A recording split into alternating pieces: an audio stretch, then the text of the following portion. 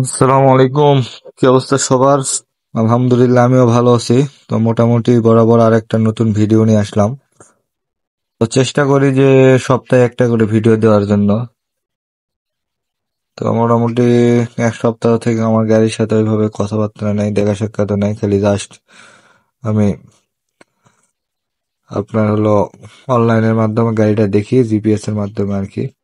তো দেখ আজকে রাত্রে আসলাম আর কি, যে গাড়িটা কি অবস্থায় আছে এবং কত টাকা ভাড়া মানলো এই কয়দিনে।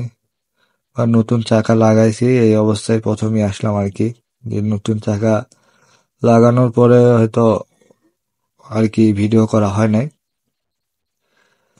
তো মোটামুটি নতুন চাকা লাগানো দেখে আলহামদুলিল্লাহ অনেক ভালো লাগতেছে।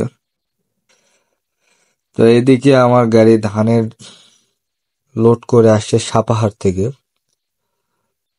তো এখান থেকে যাবে হলো আমার কালিহাতি। এখন আপনার সকালবেলা দুপচাচিয়া থেকে আনলোড করে চলে আসছে 3টার দিকে, সাপাহারে লোড করে এখন সন্ধ্যা বাদে। তো বিকেলে আসতেছে না, বিকেলে গাড়ি ছিল না, তো চিন্তা ভাবনা করলাম যে যাবোই যখন তাহলে একটা তো গাড়ি ভিডিও করতেই হবে, কি অবস্থা না অবস্থা। তো আপনাদের দোয়ায় আলহামদুলিল্লাহ আমার গাড়ি অনেক ভালো আছে।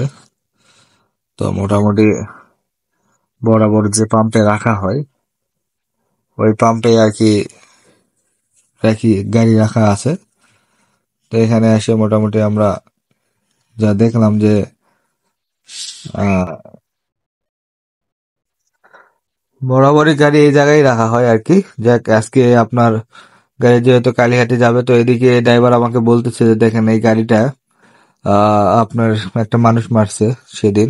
তো ওই জন্য দেখা যাচ্ছে যে গাড়িটা একটা অ্যাক্সিডেন্ট করছে। তো আমি বললাম যে অ্যাক্সিডেন্ট তো কোপা ভাগ্যের বিষয়, তো আপনারা একটু দেখে শুনে গাড়ি চালায়। তো এখান থেকে গাড়ি লোড হয়েছে হলো 200 বস্তা, মোটামুটি 14 টনের মতো মাল নিয়ে যাবে কালীহাটে, যেহেতু 15 টনের উপরে মাল টানতে পারবে না গাড়ি। তো কালীহাটির ভাড়া এখান থেকে দিচ্ছে 17,000। আর আপনার হলো কালীহাটি থেকে আবার পাবনাতে আসতেছে, তো পাবনার থেকে ভাড়া দিচ্ছে হলো আপনার 8,000 9,000 করে ভাড়া হচ্ছে মোটামুটি আপনার বগুড়া, তারপর হলো মহাদেবপুর, নওগাঁ এদিকেই আর কি। তো আপনার সব মিলে খরচ বাদ দিয়ে মোটামুটি টিকতেছে হলো 7,000-এর মতো ক্যাশ টিকতেছে। মোটামুটি তেল লাগতেছে 120 15 লিটার মতো, যে যেখান থেকে লোড হচ্ছে ওখান থেকে আর কি 120 লিটার তেল খাচ্ছে। তো এখন আপনারাই বলেন যে 120 লিটার তেল খায় 7,000 ক্যাশ, কি এটা খারাপ হচ্ছে না ভালো হচ্ছে অবশ্যই জানাবেন। আর এদিকে আপনার গাড়ির মোটামুটি কাজ কাম আর নাই, এখন বডিটা একটু বেশি সাইডে হয়ে গেছে, এই জন্য বডিটা একটু চাপ দিতে হবে। তো তাছাড়া কোনো কাজ কাম নাই আপাতত। তো মোটামুটি আপনার 24 তারিখের পর থেকে এ পর্যন্ত আমার ক্যাশ হয়েছে হিসাব করে দেখলাম 36,000 টাকার মতো। তো সিলেট ঘুরে আসে আমি মোটামুটি ক্যাশ পাচ্ছি না, এই জন্য আর কি এখন ধানের টিপে লাগিয়ে দিচ্ছে। মোটামুটি কতদিন ধানের টিপ মারতে পারে, তো দেখা যাক ইনশাল্লাহ।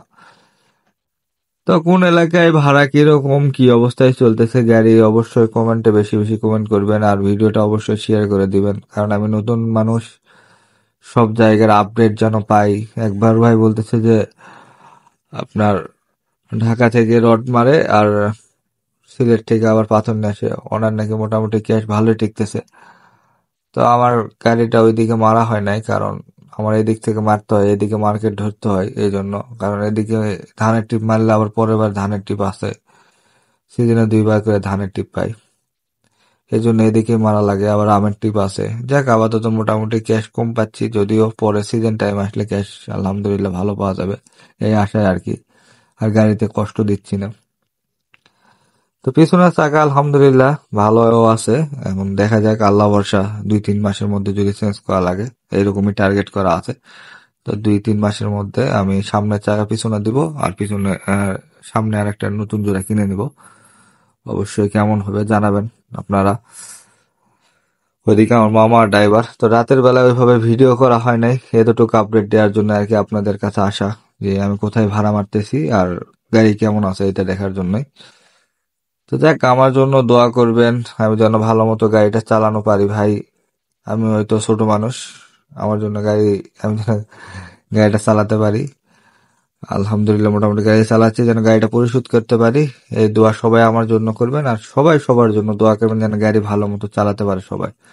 আজকে এই পর্যন্তই, আবারও কোনো এক ভিডিওতে দেখাবে। আসসালামু আলাইকুম রহমতুল্লাহি ওয়া বারাকাতুহু। ভালো থাকবেন সবাই, সুস্থ থাকবেন, দোয়া করবেন সবাই সবার জন্য।